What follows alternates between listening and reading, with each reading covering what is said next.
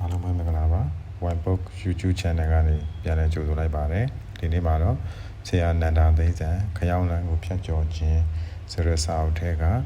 အခန်း၈ငြိမ်းအေးခြင်းဟူသောအဆုံးပန်းတိုင်းဆိုတဲ့အခန်းလေးကအပိုင်းနှစ်ပိုင်းခွဲထားတဲ့အတွက်ဒီနေ့မှာတော့အပိုင်းနှစ်ကိုဆက်လက်ဖတ်ရှုမှာဖြစ်ပါတယ်အားလုံးပဲနားဆင်ကြပါခင်ဗျာနူနာဆွဲနေတဲ့ယောက်ျားမှာကိုယ်အင်ဒူရီပျက်စီးနေတဲ့အတွက်ပူလောင်တဲ့ဆင်းရဲတဲ့အတွေ့ရှိတဲ့မိမှာခင်ရခြင်းကိုပဲသက်သာရာချမ်းသာရာလို့ထင်မှားခံစားနေရလို့ဖြစ်ပါတယ်အရှင်ဂေါတမဒီအတိုင်းပဲမာဂန္ဒီယာကာမဂုဏ်ဆိုတာဟာလည်းအရင်ကလည်းပူလောင်ခြင်းသဘောရှိတယ်ဆင်းရဲတဲ့သဘောကိုလည်းစောင့်တယ်အခုလည်းကာမဂုဏ်တို့ဟာပူလောင်ခြင်းသဘောရှိတယ်ဆင်းရဲတဲ့သဘောရှိတယ်နောင်ကိုလည်းကာမဂုဏ်ဟာပူလောင်တဲ့သဘောဆင်းရဲတဲ့သဘောရှိနေမှာပဲကာမဂုဏ်ဆိုတာပူလောင်တဲ့သဘောဆင်းရဲတဲ့သဘောရှိနေပါလျက်နဲ့ယာကတွေတဏှာတွေဆွဲကပ်နေတဲ့တဏှာတွေဟာကာမဂုဏ်တို့ကိုမိဝဲနေကြတယ်ခံစားနေကြတယ်လူနာဘိုးတွေထားတဲ့ယောက်ျားဟာမီးမှာကိုယ်ကိုခင်ပြီးအရာအယံဖြောက်နေရတာလို့ပဲသူတို့မိဝဲရတဲ့ကာမဂုဏ်မှာလဲတာယာချမ်းသာပွဲလို့ထင်မှတ်နေကြတယ်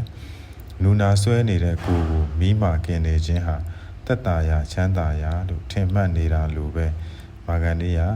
နူနာဆွဲနေတဲ့ယောက်ျားဟာနူနာဘိုးလောက်တွေထကြွကြိုက်ခဲခံရလို့ပြည်တွေဆိုနေတဲ့အနာဝတွေကိုလက်သေးနဲ့ကုတ်ရင်းဖဲ့ရင်းကိုယ်ကိုမီးမာကင်းပြီးအရာဖြောက်တယ်ဒါပေမဲ့မီးမာကင်းနေခိုက်ခဏမှသာအရာတက်တာလို့ရှိတယ်ခဏချမ်းသာတယ်လို့ရှိတယ်နောက်တော့လဲရာရံမြဲရာရံတာပဲကာမဂုဏ်မှာတက်မက်မုတ်သိစာလောင်လို့ကာမဂုဏ်ကိုမိဝဲခံစားရမှာလဲထို့အတူပဲ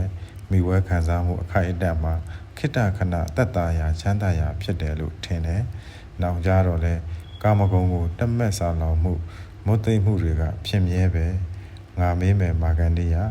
ကာမဂုဏ်၅ပါးကိုပြည့်ပြည့်စုံစုံလုံလုံလောက်လောက်စိတ်တိုင်းကြခံစားမိဝဲနေရလို့ကာမဂုဏ်တို့မှာကျင်နဲ့သွားပြီးဝလင်သွားပြီးချမ်းသာငြိမ်းအေးသွားပြီးဆိုတဲ့အဖြစ်ကိုရောက်နေကြတဲ့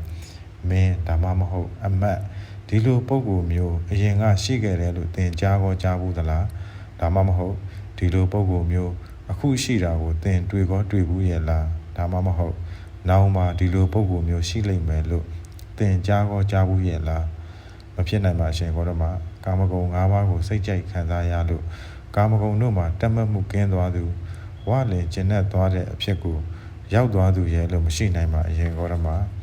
ဟုတ်တယ်မာဂန္ဒီယာကာမဂုဏ်တွေကိုပြည့်ပြည့်စုံစုံလုံလုံလောက်လောက်စိတ်ကြိုက်မိဝဲခံစားရလို့ကာမဂုဏ်တွေမှာတက်မဲ့စားလောင်ခြင်းကင်းသွားပြီး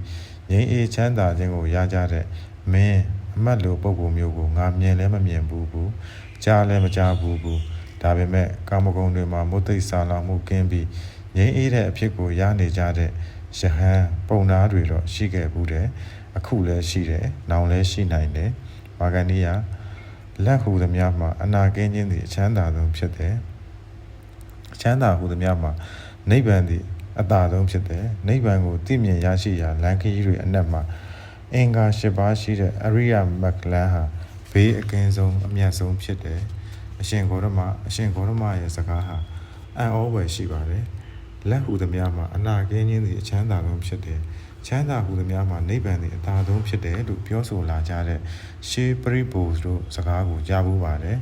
သူတို့စကားနဲ့အရှင်ဂေါတမအခုပြောတဲ့စကားဟာတစ်ထပ်တည်းပါပဲမာဂန္ဒီယာသင်ကြားဘူးတယ်ဆိုတဲ့ပရိပိုတွေစကားတွေကအနာကင်းခြင်းဆိုတာဘလို့ဟာလဲနိဗ္ဗာန်ဆိုတာကတော့ဘလို့ဟာတဲ့လဲဒီလိုဗုဒ္ဓကမေးတဲ့အခါမှာမာဂန္ဒီယာကသူ့ကိုယ်သူလက်နဲ့သုံးသက်ပြပြီးတော့အရှင်ဂေါတမအနာကင်းခြင်းဆိုတာအခုလိုကျွန်ုပ်ကျမ်းမာဖြစ်နေခြင်းကိုဆိုလိုပါတယ်ကျမ်းမာနေလို့အနာရောဂါမရှိတဲ့ကျွန်ုပ်မှာဆင်းရဲဆိုလို့ဘာမှမရှိပါဆင်းရဲမရှိတာဟာလည်းနိဗ္ဗာန်လို့ဆိုလိုပါတယ်အရှင်ဂေါတမမာဂန္ဒီယာသင်ကိုဥပမာတစ်ခုငါပြောမယ်မွေးကလေးကမျက်စိမမြင်တဲ့ဝမ်းတွင်းကန်းယောက်ျားတဦးကိုတခြားယောက်ျားတဦးကအညစ်အကြေးကင်းတဲ့အစင်းလဲလှတဲ့အဖြူရောင်ပစိုးဟာတိတ်ကိုကောင်းတယ်လို့ပြောတယ်ဆိုပါတော့ဒီအခါဝမ်းတွင်းကန်းယောက်ျားဟာပစိုးပြူကိုလိုချင်စိတ်ရှိလာတယ်ဒီလိုချင်စိတ်နဲ့ပစိုးပြူကိုလိုက်ရှာတယ်ပစိုးပြူရှာနေတဲ့အဲ့ဒီဝမ်းတွင်းကန်းကိုလူတဦးကအင်မတန်မှညဉ့်ညမ်းတဲ့စီကြီးတွေပေးကြံနေတဲ့ပစိုးချမ်းတဲ့ထက်ကိုပေးပြီးဒါဟာဖြစ်ပစိုးပြူပါပဲလို့ဝမ်းတွင်းကန်းကိုလိန်လည်ပြီးပြောတယ် ဒီအခါဝမ်းတွင်ကန်းကစီကြီးတွေပေးကြံညဉ့်ညမ်းနေတဲ့ပစိုးချမ်းကိုတိတ်ကိုကောင်းမွန်ဖြူစင်တဲ့ပစိုးပြူထင်ပြီးနှစ်ချိုက်ဝတ်ယုံထားတယ်ဝတ်ယုံပြီးသူများတွေကိုလည်းအချင်းတို့စင်ကြယ်ဖြူစင်တဲ့ဟောဒီပစိုးဟာတိတ်ကိုကောင်းမွန်တာပဲလို့နှစ်သက်ကြီးလိုက်ပြောနေတယ်ဆိုပါတော့မာဂန္ဒီယငါမေးမယ်ဝမ်းတွင်ကန်းဟာဟောဒီပစိုးပြူဟာကောင်းလိုက်လေတယ်လို့ပြောနေတာဟာသူတကယ်မြင်လို့သိလို့ပြောတာလားဒါမှမဟုတ်သူ့ကိုလိန်လဲလှည့်သားပြီးပစိုးပေးလိုက်တဲ့မျက်စိမြင်တဲ့ယောက်ျားရဲ့စကားကိုယုံပြီးပြောနေတာလားလိန်လဲလှည့်သားပြီးပစိုးပေးလိုက်တဲ့ယောက်ျားရဲ့စကားကိုယုံပြီးပြောနေတာပါအရှင်ဂေါတမဒီနေ့အတူပဲမာဂန္ဒီယအယူတစ်ပါးရှိတဲ့ပရိပိုလ်တွေဟာကမ်းကြတယ်မျက်စိအမြင်မရှိကြဘူးအနာကင်းတယ်ဆိုတဲ့အဖြစ်ကိုအသေးချာမသိကြဘူးနိဗ္ဗာန်ဆိုတာကိုအမှန်မမြင်ကြဘူးအမှန်မသိမြင်ပါလျက်နဲ့လက်ဟုသမျှမှာအနာကင်းခြင်းသည်အချမ်းသာဆုံးဖြစ်တယ်ချမ်းသာဟုသမျှမှာနိဗ္ဗာန်သည်အသာဆုံးဖြစ်တယ်လို့ပြောနေကြတယ်မာဂန္ဒီယရှေးဘုရားတွေဟာလက်ဟုသမျှမှာအနာကင်းခြင်းသည်အချမ်းသာဆုံးဖြစ်တယ်ချမ်းသာဟုသမျှမှာနိဗ္ဗာန်သည်အသာဆုံးဖြစ်တယ်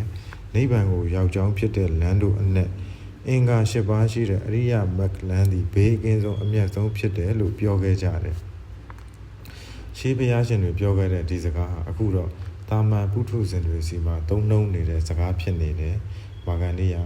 စင်စစ်ခန္ဓာကိုယ်ဟာယောဂတုံးကြီးပဲအိုင်းအမာတုံးကြီးစူးညောင်တုံးကြီးဆင်းရဲတုံးကြီးပဲအနာတုံးဆင်းရဲတုံးကြီးဖြစ်တဲ့ခန္ဓာကိုယ်ကိုသင်ကအနာကင်းခြင်းဆိုတာဒီလိုပါနိဗ္ဗာန်ဆိုတာဤသို့ပါနဲ့ဆိုနေတယ်တကယ်တော့အနာကင်းခြင်းဆိုတာရဲ့သဘောအမှန်နိဗ္ဗာန်ရဲ့သဘောအမှန်ကိုသိမြင်နိုင်တဲ့ဉာဏ်မျက်စိသင်မှာမရှိဘူးအနာကင်းခြင်းရဲ့သဘောအမှန်နိဗ္ဗာန်ရဲ့သဘောအမှန်ကိုအမှန်အတိုင်းသိမြင်အောင်ကျွန်ုပ်ကိုအရှင်ဂေါတမဟောပြနိုင်လိမ့်မယ်လို့ယုံကြည်ပါတယ်အရှင်ဂေါတမမာဂန္ဒီယဝမ်းတွင်ကန်းယောက်ျားကိုဆေးစရာကမျက်စိ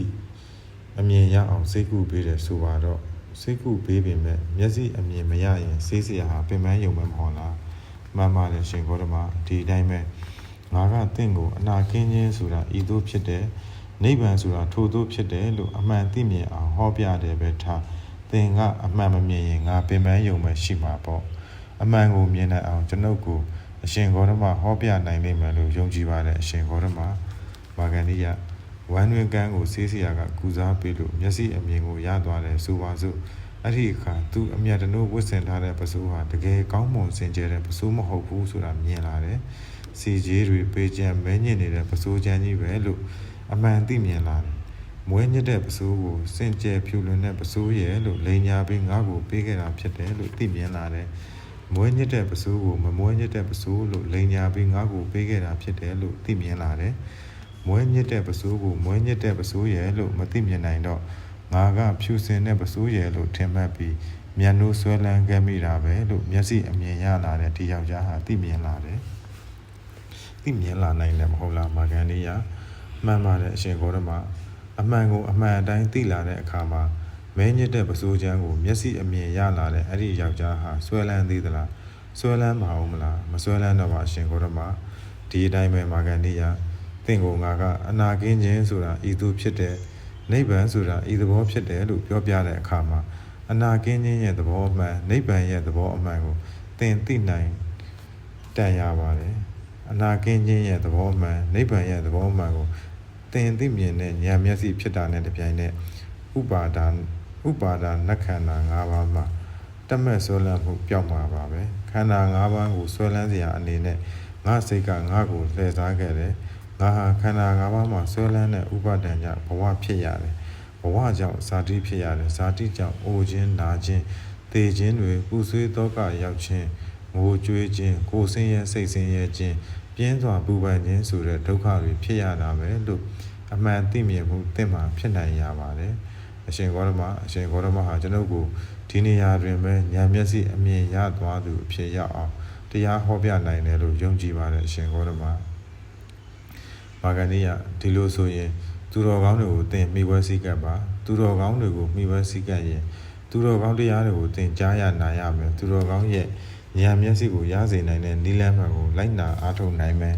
အားထုတ်တဲ့အခါမှာသင်ခန္ဓာကိုယ်ကိုဒုက္ခဒုံကြီးအဖြစ်မြင်ပြီးဒုက္ခသစ္စာကိုသိလာလိမ့်မယ်ခန္ဓာ၅ပါးကိုဒုက္ခရဲ့လို့သိလာရင်ခန္ဓာ၅ပါးမှာဆွဲလန်းမှု ဥပါဒံကင်းသွားလိမ့်မယ်ချုပ်သွားလိမ့်မယ်ဥပါဒံချုပ်သွားရင်ဘဝလည်းချုပ်သွားတယ်အသစ်တစ်ဖန်ဖြစ်ခြင်းဇာတိလည်းချုပ်သွားတယ်ဇာတိချုပ်ရင်အိုခြင်းသေခြင်းပူဆွေးတော့ကရောက်ခြင်းငိုကြွေးရခြင်းကိုယ်ဆင်းရဲစိတ်ဆင်းရဲဖြစ်ခြင်းပြင်းစွာပူပန်ခြင်းစတဲ့ဒုက္ခတွေအကုန်ချုပ်ငြိမ်းတယ်လို့သင်သိလာမယ်ဒီလိုသိလာခြင်းဟာအနာကင်းခြင်းရဲ့အမှန်တဘာဝကိုသိလာခြင်းပဲဒီလိုသိလာခြင်းဟာဒုက္ခသစ္စာကိုသိခြင်းပဲဒီလိုဒုက္ခသစ္စာကိုသိရင်ဒုက္ခအလုံးစုံချုပ်တယ်ဒီလိုဒုက္ခအလုံးစုံချုပ်တာဟာပဲနိဗ္ဗာန်ရဲ့အမှန်တဘာဝဖြစ်တယ်ဒီလိုနိဗ္ဗာန်တဘာဝအမှန်ကိုသိဖို့အားထုတ်ရတဲ့ကျင့်စဉ်နိလန်းဟာအမြတ်ဆုံးဖြစ်တဲ့မဂ္ဂင်လမ်းစဉ်ဖြစ်တယ်ဆိုတာကိုလည်းသင်သိလာမယ်မာဂန္ဓိယဟာဗုဒ္ဓရဲ့စကားကိုနှစ်သက်ခြင်းဖြစ်ပြီးတော့အရှင်ဂေါတမရဲ့တရားတော်ဟာအလွန်နှစ်သက်ဖွယ်ရှိပါပေတယ်ဥပမာတင်စားပြီးပြောရရင်မှောက်ထားတဲ့အရာကိုလှန်၍ပြလိုက်တယ်လို့ဖုံးလွှမ်းထားတဲ့အရာကိုဖွင့်လှစ်ပြလိုက်တယ်လို့ရှိပါပေတယ်အရှင်ဂေါတမမျက်စိလည်းလမ်းမနေသူကိုလမ်းမှန်ပြလိုက်တယ်လို့အမိုက်မှောင်မှာစီမီးတစ်ဆောင်ကိုဆောင်ပြလိုက်တယ်လို့ပဲရှိပါတယ်အရှင်ဂေါတမကျွန်တော်ဟာအရှင်ဂေါတမကိုကိုးကွယ်စည်းကပ်ရာအဖြစ်ကိုးကွယ်စည်းကပ်ပါတယ်အရှင်ဂေါတမရဲ့ယဟန်တန်ကအရှင်ဂေါတမရဲ့တရားဓမ္မတို့ကိုလည်းကိုးကွယ်စည်းကပ်ရာအဖြစ်ကိုးကွယ်စည်းကပ်ပါတယ်ကျွန်ုပ်ဟာအရှင်ဂေါတမထံမှာရှင်အဖြစ်ယဟန်အဖြစ်ရလိုပါတယ်မာဂန္ဓိယအမှန်အားဖြင့်ငါရဲ့သာသနာတော်မှအပဖြစ်တဲ့အယူဝါဒကိုလက်ခံယုံကြည်ဘူးတဲ့သူဟာတကယ်လို့ငါသာသနာမှာရှင်အဖြစ်ယဟန်အဖြစ်ရလို့ရင်လေးလမျှဆိုင်းငံ့ရပါတယ်ဆိုင်းငံ့နေတဲ့ကာလမှာငါသာသနာကယဟန်တော်တွေဟာတင့်ကိုယဟန်အဖြစ်ပေးရန်တင့်မတင့်စောင့်ကြည့်ရပါတယ်တင့်တော်တယ်လို့ယုံကြည်မှုရှိလာပြီဆိုရင်ယဟန်တော်တွေကတင့်ကိုရှင်အဖြစ်ယဟန်အဖြစ်ကိုပေးကြပါလိမ့်မယ်အရှင်ဂေါတမရဲ့သာသနာမှာယဟန်ဖြစ်ရမယ်ဆိုပါကလေးလမဟုတ်ပါဘူး၄နှစ်အထိစောင့်နိုင်ပါတယ်၄နှစ်လွန်တဲ့အခါသာကျွန်ုပ်ကိုယဟန်ပြုပေးကြပါစေအရှင်ဂေါတမမာဂန္ဓိယဟာ၄လအလွန်မှာယဟန်ဖြစ်ကိုရပါတယ်ယဟန်ဖြစ်ပြီးတဲ့နောက်ဗုဒ္ဓရဲ့အရိယမဂ္ဂနီလန်းအတိုင်းအားထုတ်တဲ့အတွက်မကြာမြင့်မီမှာပဲဉာဏ်မျက်စိဖြစ်ပေါ်ပြီးယဟန်နာအဖြစ်ကိုရောက်သွားခဲ့ပါတယ်ဗုဒ္ဓဝါဒမှာတော့ဘလို့လှုပ်ရှားခံစားမှုမှမရှိတဲ့ပဂတိငြိမ်းနေတဲ့အဖြစ်ကိုရခြင်းရောက်ခြင်းဟာအောင်နိုင်ခြင်းတကာတို့ထက်မြင့်မြတ်သောအောင်နိုင်ခြင်းမြည်ပါတယ်ဒီလိုအဖြစ်မျိုးကိုရခြင်းရောက်ခြင်းကိုပဲလူဘဝရဲ့အမျက်ဆုံးပန်းနိုင်လို့ဆိုပါတယ်ဒီပန်းနိုင်ကိုရောက်ဖို့သွားရမယ့်လမ်းကတော့အင်္ဂါ၈ပါးရှိတဲ့မဂ္ဂင်လမ်းဖြစ်တယ်လို့ဖော်ပြထားပါတယ်ဒီလမ်းစဉ်အတိုင်းလုံလောက်တဲ့ဝိရိယစိုက်ထုတ်ပြီးလှမ်းလျှောက်ရင်တကယ်ပဲပဂရိငြိမ်းခြင်းဆိုတဲ့အဆုံးပန်းနိုင်ကိုရောက်နိုင်တယ်ဆိုတဲ့အာမခံချက်တို့လည်းပေးထားတာရှိပါတယ်မယုံရင်တကယ်စမ်းသပ်ကြည့်တကယ်လျှောက်လန်းကြည့်ဖို့ဖိတ်ခေါ်ထားချက်တို့လည်းရှိတယ်ဒီတော့တစုံတဦးသောသူသည်အကယ်၍ပဂရိငြိမ်းနေသောအဖြစ်ကိုရနိုင်တဲ့အဆုံးပန်းနိုင်ကိုရောက်သည်ဆိုအင်္ဂါ၈ပါးရှိတဲ့မဂ္ဂင်လမ်းကိုတကယ်တမ်းကြိုးပမ်းလှမ်းလျှောက်ကြည့်ဖို့လိုမည်ဖြစ်ပါတယ်ဆန္ဒပြင်းထန်သူစိတ်ဓာတ်ခိုင်ခန့်သူဝိရိယမြဲမြံသူအသိအမြင်အစဉ်ဉာဏ်ရှိသူကိုအဘယ်သို့သောအခက်အခဲသည်ဟန်တားနိုင်အံ့သည်အခန်း၈ပြီးပါပြီအားလုံးပဲကောင်းသောနေ့လေးဖြစ်ပါစေခင်ဗျာဒီနေ့ကတော့ကျွန်တော်ဖတ်ပြနေတဲ့ဆရာနန္ဒာသိန်းတန်ရဲ့ဖျောင်းလန်းကိုဖတ်ကြောခြင်းဆိုတဲ့စာအုပ်လေးပြီးဆုံးသွားပါပြီအခန်း၈ခန်း